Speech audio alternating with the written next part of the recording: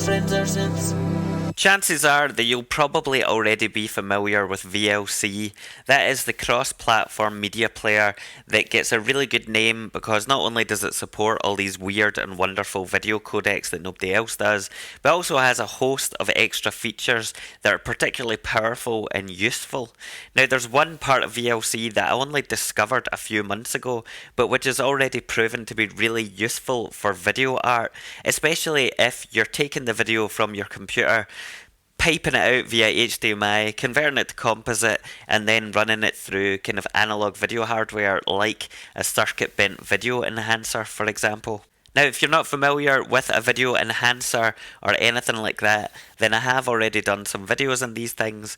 I've done a video specifically where I walk through how I circuit bent one of these and the kind of effects you can get and stuff like that. So if you're interested in that, go watch that. However, I'll plough ahead now to show you the specific feature of VLC that is really useful. Here I've just got some stock video footage that I found online, and sometimes what I will do with this stuff is I'll take this kind of stock footage and I'll route it through a bunch of analog video effects, completely trash it, muck it up, and then use it in, whatever project I'm doing.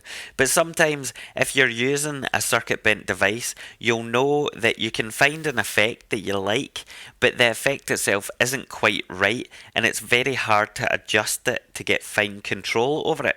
Now, one way that you can do that is by adjusting the video contrast or the brightness or the color or something, and those kinds of changes will have a big impact or give you more control over the final glitch effect, because these boxes react very differently depending on the kind of input that you give them. Now within VLC, if you go to Window and then go down to Video Effects, you can get this wee window here.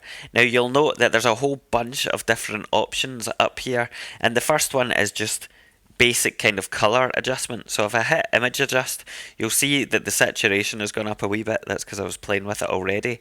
But essentially, this allows you to adjust a whole host of video parameters on the fly. So I can pump up the saturation. I can also adjust the contrast to quite extreme degrees. I can also change the brightness of the video, and I can also change the hue to be some really quite wild things. Now, the really cool thing about this is that the effects are real time. Now, beforehand, if I wanted to make an adjustment to a video to make it brighter so that the effect from the video box or video enhancer box would be different, I would have to render it down from whatever video processing software I was using, or I would have to try and run it through one of those bits of software and output it via HDMI, but they are all very choppy and slow. And even though on this video that I'm showing you just now, things may be a wee bit choppy, that's because I'm recording the screen, but in practice, the changes I'm making to colour and everything are basically instantaneous.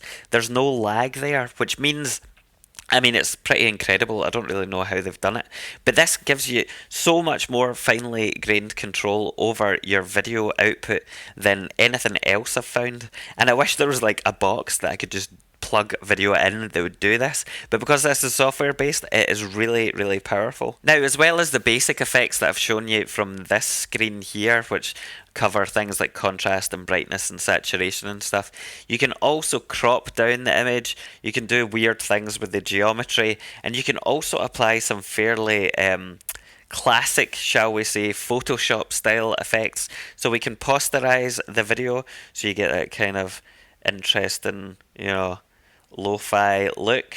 You can also apply some motion blur, which is really cool and looks particularly nice if you get the settings just right.